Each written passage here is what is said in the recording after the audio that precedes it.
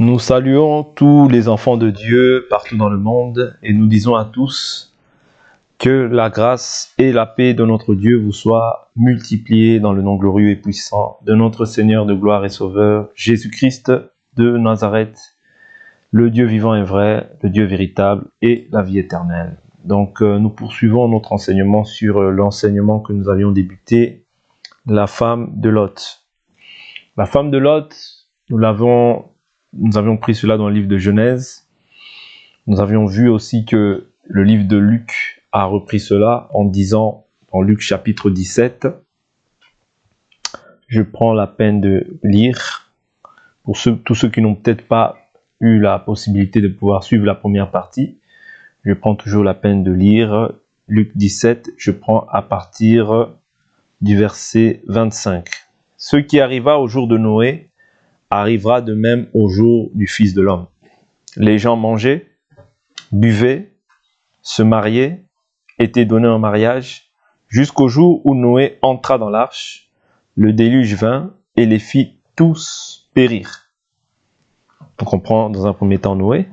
Ici par la suite il dit, il en sera comme au temps de Lot.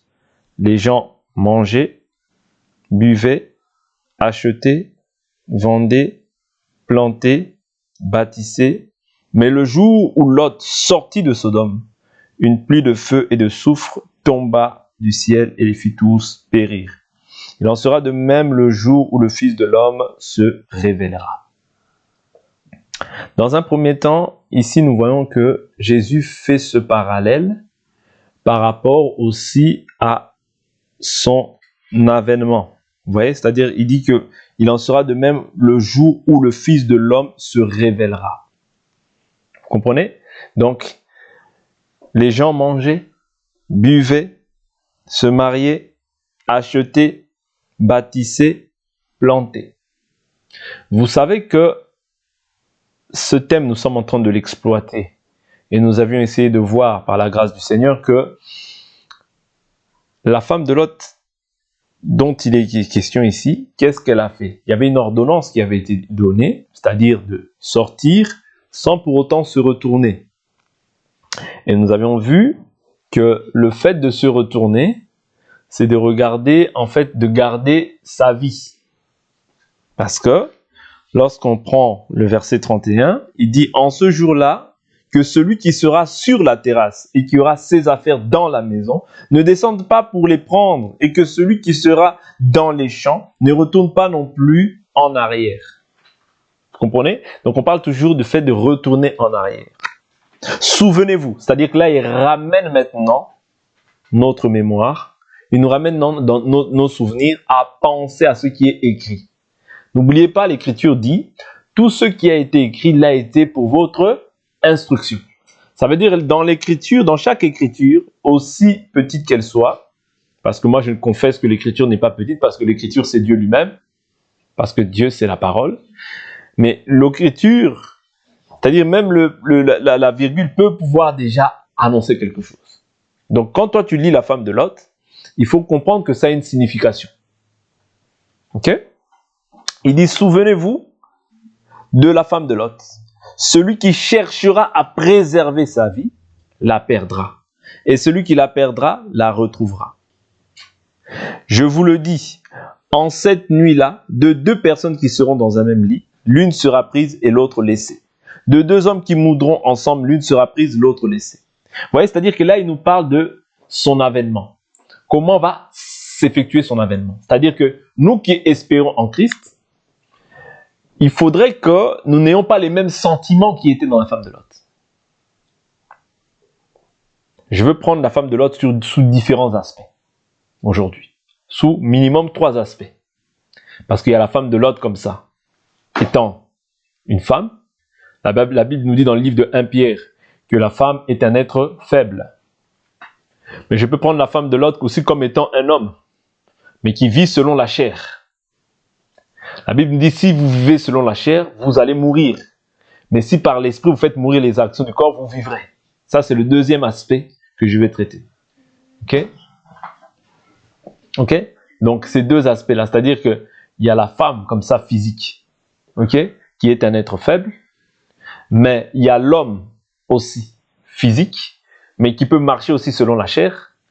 Ok? Et du fait qu'il marche selon la chair, il est semblable aussi à la femme de Lot. C'est-à-dire qu'il regarde aux choses qu'il est censé avoir vomi. Est-ce que vous comprenez jusqu'à là? Là, je parle dans le cadre de la révélation. Okay? C'est-à-dire que, dans un sens révélationnel, on peut comprendre qu'il y a la femme de Lot physique comme ça, qui avait encore le désir du monde en elle. Autrement, toute personne qui marche encore selon le monde n'est pas agréable à Dieu. Qui marche encore selon sa volonté n'est pas agréable au Seigneur. Donc ici, c'est la femme de Lot comme ça dans la chair. Mais toute personne aussi qui marchera aussi selon les désirs de la chair ne sera pas sauvée. Et l'homme aussi, physique, qui marche aussi selon les désirs de son corps, ne sera pas sauvé. Vous comprenez? Il faudrait que, parce que quand Jésus parle de la femme de Lot ici, il parle en fait de son avènement, de son retour. C'est-à-dire il en sera comme. Vous voyez? Deux personnes qui sont dans un même lit. L'autre craint Dieu, l'autre craint Dieu à moitié. Il n'est ni chaud ni froid. Il n'est pas enlevé. Voilà pourquoi nous devons nous efforcer à mettre la parole de Dieu en pratique. Ouais, nous devons nous efforcer à pratiquer la parole. La Bible nous dit, ne vous bornez pas à écouter seulement. Écouter, c'est une bonne chose. Mais la Bible dit, pratiquez la parole. Pratiquer. C'est la pratique qui te justifie devant Dieu. Nous sommes déclarés justes par la grâce au moyen de la foi. Nous n'en disconvenons pas. Mais c'est le fait que tu mettes maintenant en pratique ce que tu entends. C'est là que Dieu maintenant a les regards sur toi. Sans quoi toi aussi, et moi aussi, je peux être semblable à la femme de Lot si nous marchons de ce pas-là. Donc la femme de Lot, nous ne la voyons pas seulement comme la femme de Lot. Mais nous aussi, nous pouvons être semblables à la femme de Lot lorsque nous marchons d'une manière qui n'est ni chaud ni froid. Lorsque nous ne plaisons pas à Dieu. Parce que si tu n'es ni chaud ni froid, tu ne plais pas à Dieu. S'il y a encore quelque chose qui te retient dans le monde, s'il y a une ordonnance que Dieu a placée au-devant de toi, et que tu vois encore que dans ta chair, il y a une lutte, ça veut dire que il y a encore quelque chose qui est une idole et qui s'oppose à la volonté de Dieu. Est-ce que vous comprenez? Parce que Dieu dit que Dieu a tout mis par écrit. Oui, Dieu a tout mis par écrit. Et sa parole, c'est le oui et l'amen. Amen, ça veut dire qu'il en soit ainsi. Ok? Mais lorsqu'on dit le oui mais, ça veut dire que tu n'as pas encore fini avec la chair. Ok? Or, pour pouvoir partir avec le Seigneur, il faut en avoir terminé avec la chair. C'est pourquoi on baptise les gens dans l'eau. Les gens ne comprennent pas la signification du baptême. Quand tu es baptisé, ça veut dire que tu t'es engagé. Les gens ne comprennent pas ça. Tu t'es engagé à suivre Jésus dans tout ce qu'il te demande, que cela soit bon ou mauvais pour toi. Tu t'es engagé. C'est un engagement. Dans ta conscience, tu t'es engagé à le suivre. Vaut mieux pas t'engager que de t'engager et de faire autre chose. Quand tu t'engages à suivre Dieu, ça veut dire que tout ce que Dieu te demande, tu le fais. C'est pourquoi Paul peut dire, ce n'est plus moi qui vis, c'est Christ qui vit en moi. Mais si c'est toi qui vis, tu ne peux pas voir Dieu. Est-ce que vous comprenez? Parce que n'iront à l'enlèvement, pas seulement ceux qui disent, prétendent être chrétiens, mais ceux qui pratiquent la parole. Vous comprenez? Il parle de la femme de Lot. C'est comme ça que sera aussi l'avènement du Fils de l'homme. Lorsque le Seigneur viendra, lorsque le Seigneur viendra prendre son Église, les saints, ce sera en un clin d'œil. Ce sera en un clin d'œil. Voilà pourquoi, si et seulement si tu espères dans le Seigneur Jésus, n'espère pas en vain. Si tu espères, vaut mieux t'assurer de croire entièrement en Jésus. C'est inutile, je vous dis la vérité, de perdre son temps, d'écouter cette parole et de ne pas la mettre en pratique. C'est inutile. Tu penses que tu gagnes du temps, non, mais tu perds. Parce que tu ne sais ni le jour ni l'heure. C'est pour ça que je vous dis que quand tu t'engages avec Dieu, tu t'engages à le suivre totalement. Totalement, pas à moitié. Non, totalement. Tu t'es engagé, c'est-à-dire tu as enterré ta vie à toi dans les eaux. Tu as enterré ta vie. Ta vie, tu l'as délaissée là-bas. Et maintenant que tu es mort avec le Christ, tu es ressuscité avec lui. Mais tu es ressuscité avec lui dans l'espérance que tu pratiques la parole. C'est là que tu prouves à suffisance que tu aimes le Seigneur. Et c'est là que le Seigneur les regarde sur toi et qu'il viendra te récupérer. Est-ce que vous comprenez? C'est aussi simple que ça l'évangile. Mais aujourd'hui, on nous trompe avec des évangiles où fais comme tu veux. Ne regarde pas à ce que je suis, regarde à mon cœur. Non. Oui, effectivement, Dieu regarde au cœur. Mais Dieu regarde à tout ce qui est écrit. Voilà pourquoi on nous parle même de l'apparence de la piété. Tout ça, ça existe dans la parole. Tout notre être doit être conservé pur et irréprochable jusqu'à l'avènement du Seigneur. L'esprit, premièrement, l'âme et le corps. Vous comprenez? La femme de Lot, quand on en parle ici, on la prend comme une image qu'elle a été. Il y avait une ordonnance. L'ordonnance qu'elle n'a pas respectée. Dieu l'a transformée en statut de sel. Mais nous aussi, cette chose nous a été donnée comme un exemple pour que nous sachions que tu ne peux pas garder ta vie étant en Jésus. Tu ne peux pas. Parce que garder sa vie, Dieu te dit que c'est la perdre. Aimer père, mère, femme, enfant plus que Jésus, ce n'est pas aimer Jésus. Voilà pourquoi ne fais pas ce que ton père veut que tu fasses si cette chose-là est contraire à la volonté de Dieu. Ne fais pas ce que ta mère veut que tu fasses si cette chose est contraire à la volonté de Dieu. C'est Dieu qui doit être le numéro 1 dans ta vie. Pas moi. Le numéro 1, c'est Dieu. Si moi je te demande de faire quelque chose qui est contraire à la volonté de Dieu, tu ne le fais pas. Tu aimeras le Seigneur ton Dieu de tout ton cœur, de toute ton âme, de toute ta pensée, de toute ta force. Pour être sauvé, la Bible nous dit, heureux, et la Bible nous dit, celui qui est juste, qu'il soit encore juste. Celui qui se sanctifie, qu'il se sanctifie davantage. Mais celui qui se souille aussi, mais qu'il se souille davantage. Mais le Seigneur nous dit quoi? Voici, je reviens bientôt, ma rétribution est avec qui? Avec les justes. Pas avec les injustes, pas avec les infidèles, pas avec les débauchés, pas avec les adultères, pas avec les idolâtres. Un idolâtre, c'est qui? C'est celui qui adore les idoles, oui. Mais un idolâtre, c'est qui? Celui qui aime beaucoup l'argent, c'est un idolâtre. Un idolâtre, c'est qui? Celui qui met cette parole-là de Dieu à côté et qui fait sa volonté. C'est un idolâtre aussi. Parce que il veut faire sa volonté et non pas la volonté de Dieu. Tu es un idolâtre. Vous comprenez? Dans le sens le plus profond, tu es un idolâtre.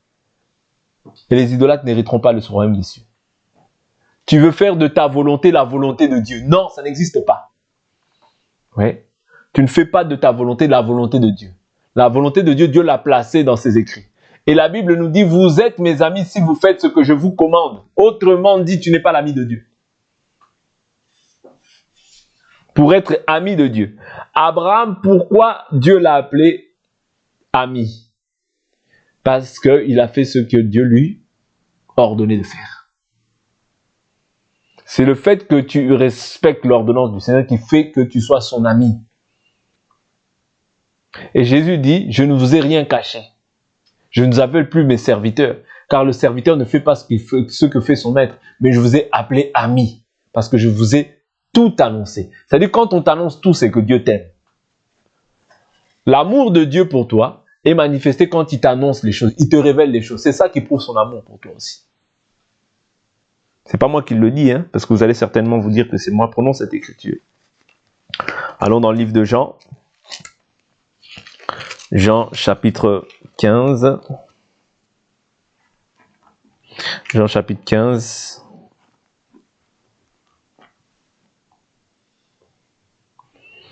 Verset 15. Non, verset 13. Il n'y a pour personne de plus grand commandement, de plus grand amour, pardonnez-moi, que de donner sa vie pour ses amis. Vous êtes mes amis si vous faites ce que je vous commande.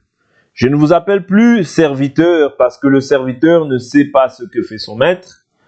Je vous ai appelé ami parce que tout ce que j'ai appris de mon Père, je vous l'ai fait connaître. Vous voyez? Tout ce que Jésus a appris du Père, il leur a fait comment? Connaître. Vous voyez? Donc, quand Dieu te révèle les choses, quand Dieu t'appelle ami, tu as de l'assurance. Cela prouve à suffisance que tu honores Dieu dans ton comportement. Oui? Ton comportement honore Dieu, glorifie le Seigneur. Là, si le Seigneur vient, tu pars parce que tu es son ami. Mais il y en a qui prétendent être amis de Dieu, mais en réalité qui sont ennemis de Dieu. Mais de la bouche, ils prétendent être amis de Dieu. C'est ainsi que le Seigneur dit, ce peuple m'honore des lèvres, mais son cœur est éloigné de moi. Il ne s'agit pas de dire Seigneur, Seigneur. Il s'agit de dire Seigneur, mais d'assaisonner l'obéissance au commandement du Seigneur. C'est alors que tu verras le royaume. Christ est en nous, il nous a accordé son salut, c'est vrai. Mais maintenant, je vous dis toujours que le salut n'est pas sans la justice. Ça n'existe pas. Un salut sans justice n'existe pas. Or, la justice pour nous, ce sera de mettre en pratique les ordonnances qui nous ont été annoncées. C'est ça la justice pour toi. Oui, je suis juste, oui, par la grâce au moyen de la foi. Je n'en disconviens pas. Mais la Bible nous dit, la grâce de Dieu, source de salut pour tous les hommes, elle a été annoncée. Ok? Nous enseignons à faire quoi? À renoncer. Vous voyez? C'est-à-dire qu'il y a un renoncement qui doit s'effectuer de la part de tout un chacun d'entre nous. Je crois, je renonce à moi-même. Ah ben oui.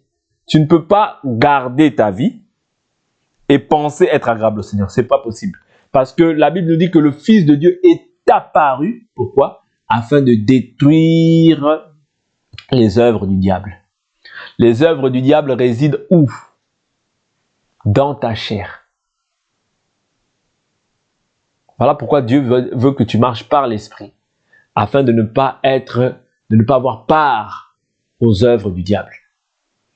La grâce de Dieu, elle a été manifestée. Elle nous enseigne quoi? À renoncer à l'impiété, c'est-à-dire la conduite impie, la conduite pécheresse, la conduite païenne que nous avions autrefois, là où nous étions dévoués aux idoles muettes. Ouais. Là où nous allions vers différents dieux. Autrement dit, nous étions aussi appelés des prostituées. Parce que, bibliquement parlant, la prostituée, ce n'est pas celle qui va forcément avec des hommes. Non. Mais un Dieu, c'est-à-dire un enseignement là-bas, un autre enseignement. Selon Dieu, c'est une forme de prostitution qui est spirituelle. Voilà pourquoi Dieu dit, quand il parle d'Israël, il dit, elle est passée sous tout arbre vert. C'est-à-dire, autrement dit, elles allaient adorer plusieurs dieux. Mais nous savons qu'il n'y a qu'un seul Dieu. C'est-à-dire tous les autres dieux dont nous parlons ici sont des dieux avec des D minuscules. Autrement dit, ce sont des démons. Voilà pourquoi quand toi, tu fais des choses, quand toi, peut-être que tu ne te prosternes pas forcément devant les démons, mais que tu aimes l'argent, tu aimes quelque chose plus que Dieu, cette chose-là devient ton Dieu, une idole. Quand Dieu te dit fais ça, toi tu ne le fais pas, tu prouves à suffisance que tu respectes plus ta volonté que la volonté de Dieu. Comment est-ce que tu vas être sauvé? Comme ça, tu ne pourras pas être sauvé. Vous comprenez? Il y a des règles, des préceptes qui ont été établis pour les enfants de Dieu. Voilà pourquoi la Bible dit, nous sommes sauvés en espérance. Ouais. L'espérance là, en espérance nous sommes sauvés. C'est afin que nous puissions persévérer. Voilà pourquoi l'Écriture dit, celui qui persévérera jusqu'à la fin. Tu peux sembler être debout, mais est-ce que tu persévères dans le vrai évangile? C'est ça la vérité. Persévérer dans la vérité. Ouais. Quand on dit qu'il persévérait dans la communion fraternelle, dans la fraction du pain, dans les prières et dans les prières et voilà, il persévérait dans la fraction du pain, dans les prières, dans la fraction du pain et toutes ces choses-là. et dans la communion fraternelle. C'est-à-dire qu'il ne persévérait pas dans l'enseignement des apôtres et dans la communion fraternelle, la fraction du pain. Il ne persévérait pas dans quelque chose qui était faux. L'enseignement des apôtres, c'était la véritable doctrine qui sauve. Voilà pourquoi Paul nous dit dans 1 Corinthiens 15, « Je vous rappelle l'évangile que je vous ai annoncé, que vous avez reçu, dans lequel vous demeurez ferme, et par lequel vous êtes sauvés, si vous le retenez dans les termes dans lesquels je vous l'ai annoncé. Autrement, vous aurez cru en vain. » C'est possible de croire, de dire « je crois, mais tu crois en vain. » Il ne faut pas qu'il en soit ainsi parmi nous. Oui. Croire en vain, ça veut dire que à la fin, tu pars, tu meurs. Quand tu meurs, tu vas devant Dieu, Dieu te dit non.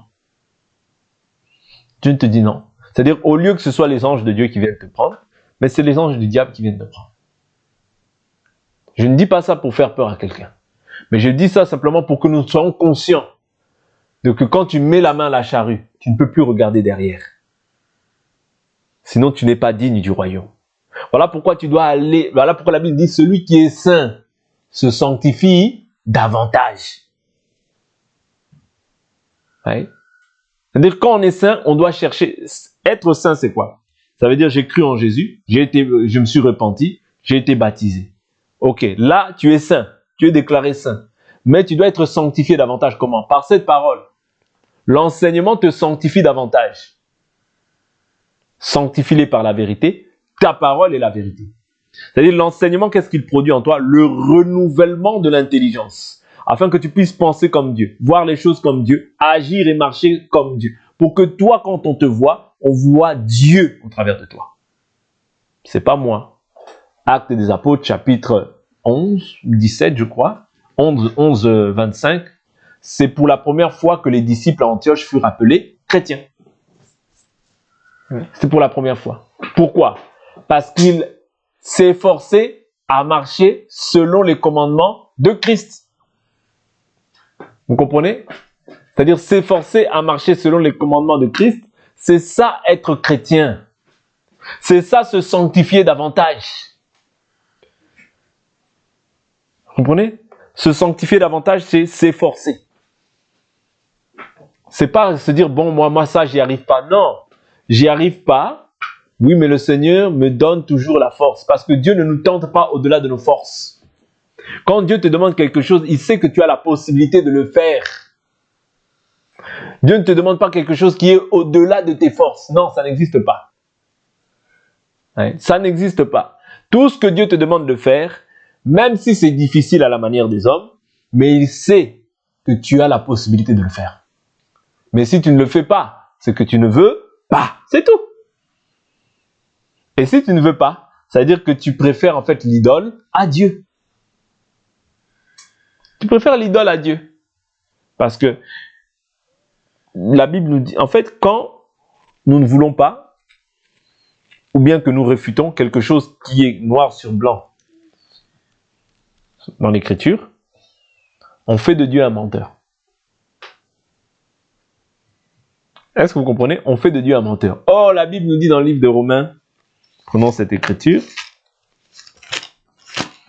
livre de Romains. Prenez vos Bibles. Romains chapitre 4.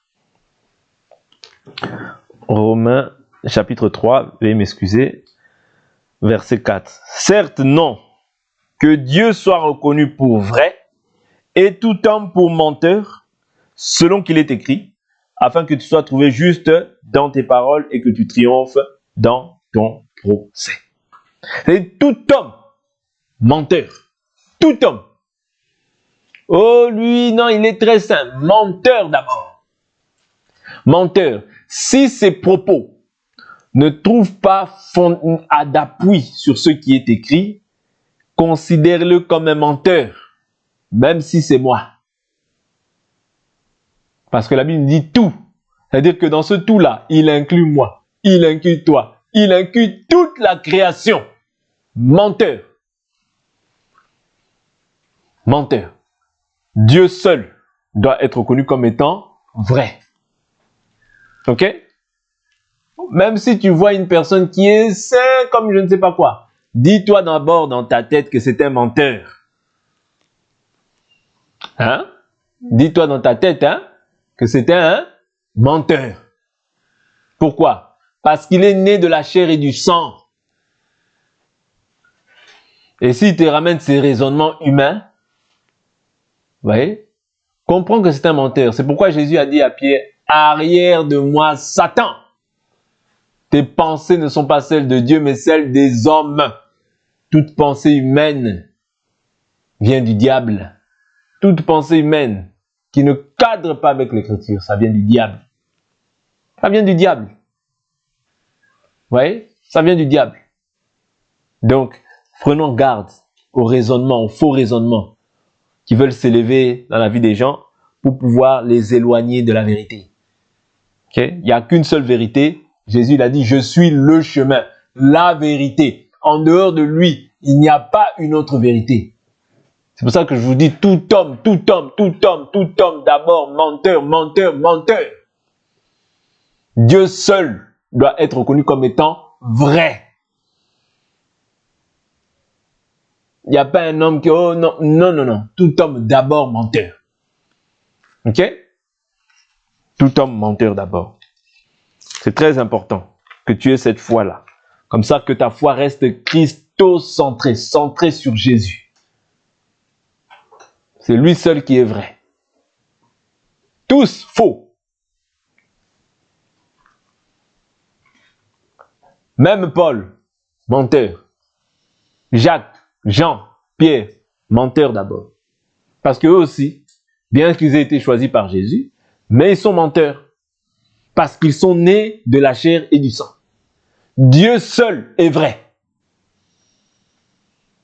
Les apôtres ont posé le fondement. Le fondement là, ils l'ont posé par le Saint-Esprit. C'est-à-dire c'est Dieu qui était en lui, qui lui a permis de poser le fondement, afin que, voilà, ça, pourquoi je vous dis ça? Ça évite qu'il y ait des idolâtres. Oh, Paul, moi je suis comme Paul. Moi, je suis... Non, Paul est un homme. Pierre est un homme que Dieu a utilisé pour sa gloire.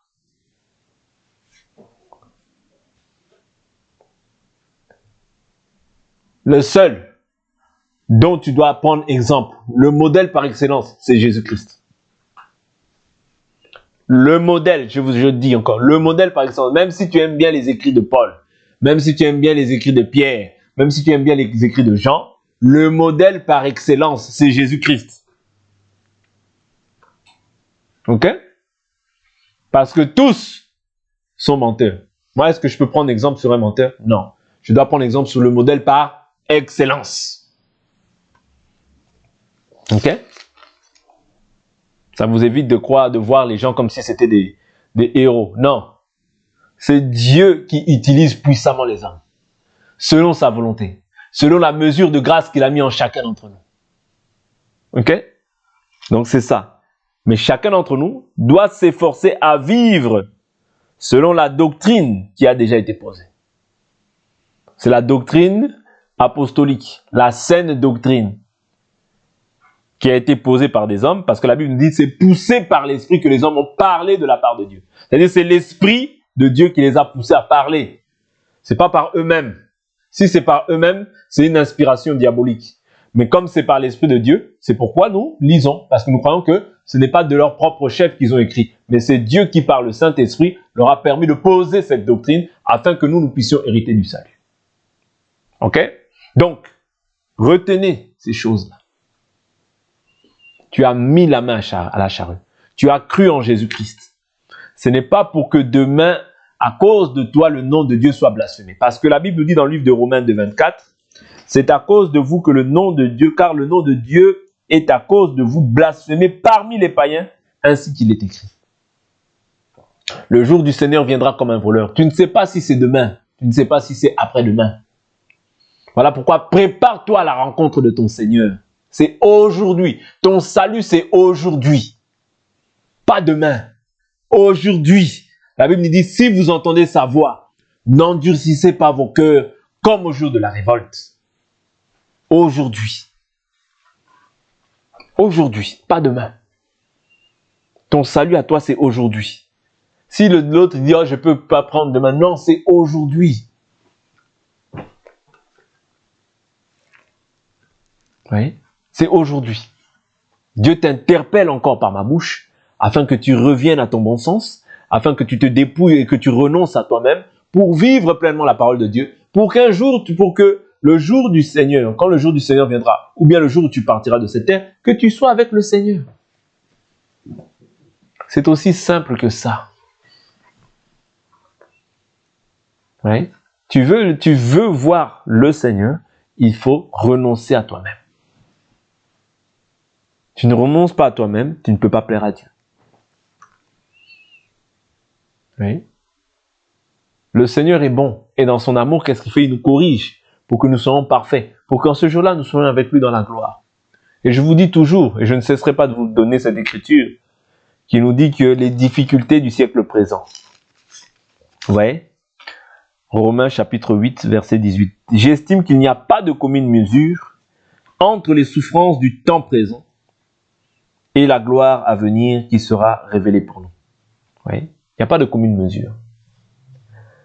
En réalité, quand tu marches par la chair, tu perds ton temps. Parce que tu ne sais même pas ce qu'un jour peut enfanter. Il est vrai, nous sommes dans ce corps de chair. L'Écriture nous dit que tant que nous sommes dans ce corps, nous sommes éloignés du Seigneur. Mais cela ne doit pas être pour nous maintenant un prétexte pour pouvoir vivre selon la chair. C'est pour ça que le Seigneur nous a donné son esprit, parce qu'il nous dit, je ne vous laisse pas orphelin, je viens vers vous. Parce que sans lui, nous ne pouvons rien faire. Nous sommes d'accord? Sans lui, nous ne pouvons rien faire. C'est Dieu qui produit en nous le vouloir et le faire. C'est Dieu qui dit que là où le péché a abondé, la grâce a surabondé. C'est pourquoi tu ne peux pas dire par toi-même que « Oh non, j'ai fait cette chose par inadvertance. J'ai fait cette chose sans le savoir. » Non. Oui. Tout ce qu'on fait, c'est une volonté personnelle. Et toutes les volontés, Dieu sonde les cœurs et les reins. C'est-à-dire que tu seras jugé aussi en fonction de cette volonté-là, en fonction de ces désirs-là qui montent dans ton cœur. Voilà pourquoi il te faut renoncer. Quand tu reçois le Seigneur, tu as tout, c'est-à-dire tu reçois les pleines capacités en toi. Parce que la Bible nous dit l'esprit du prophète est soumis au prophète. C'est-à-dire que tu ne peux pas perdre tes facultés. Tu ne peux pas te dire non, ce que j'ai fait, non, on m'a envoûté. Non, ça c'est des faux évangiles. C'est un faux évangile. Dieu te rend pleinement, c'est-à-dire Dieu te donne du bon sens. Quand tu viens en Jésus, Dieu te donne le bon sens. Pour que tu sois même de juger le bien et le mal. Et que demain, quand tu te présenteras au devant de lui, que tu n'aies pas à dire Seigneur, je ne savais pas. Oui, je ne savais pas. Donc je vous ai parlé de 3 personnes. De la femme physique, qui selon 1 Pierre chapitre 3, est un être faible. Oui, nous parlons toujours par rapport à la femme de Lot, 1 Pierre 3. Prenons cette écriture rapidement, on va terminer sur tous ces 2-3 écritures. Prenons cette écriture, 1 Pierre chapitre 3, l'écriture nous dit, au verset 7, « Vous de même, Marie, vivez chacun avec votre femme en reconnaissant que les femmes sont des êtres plus faibles.